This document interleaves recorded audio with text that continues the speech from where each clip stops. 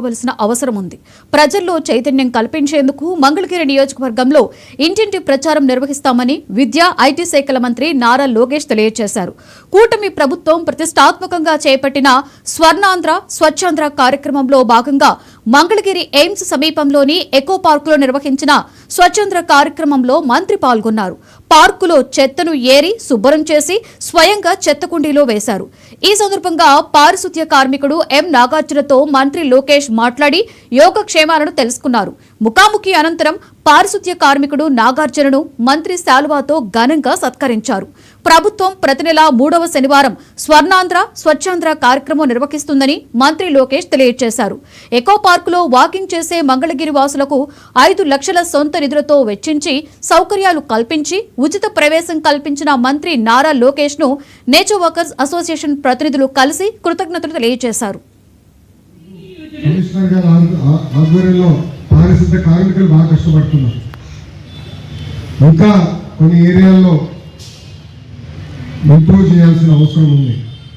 ప్రజలు కూడా చెప్పారు, తప్పనిసరిగా చేస్తాం, నాకు ఎలాంటి సందేహం లేదు.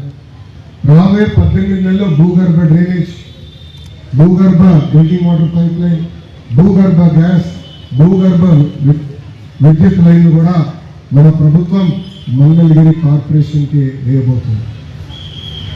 కానీ ప్రజల్లో కూడా చైతన్యం రావాలి. స్వచ్ఛత అనేది కేవలం రాజకీయ నాయకులు, అధికారులు, పారిశుద్ధ్య కార్మికుల పని కాదు, మనందరి పని. చెత్త వెళ్ళి రోడ్డు పక్కన వెళ్దాం, మనం వేస్తే అక్కడ చెత్త ఉంటుంది. డ్రైన్లు ఈరోజు మూసుకుపోయినంటే దాని కారణం మనం వేసిన చెత్త. చేయకున్న పిల్లలు కూడా వాళ్ళ తల్లిదండ్రుల చైతన్యం తీసుకురావాలి. ఈరోజు మీరు అద్భుతంగా నేను వేసిన ప్రశ్నకు సమాధానం చెప్పారు, మీరు అద్భుతంగా హార్డ్ చేశారు. ఇది కేవలం అకాడమిక్ ఎక్సర్సైజ్ కాదు. మీరు ఇంటికి వెళ్ళినప్పుడు మీ తల్లిదండ్రులు చైతన్యం తీసుకురావాలి.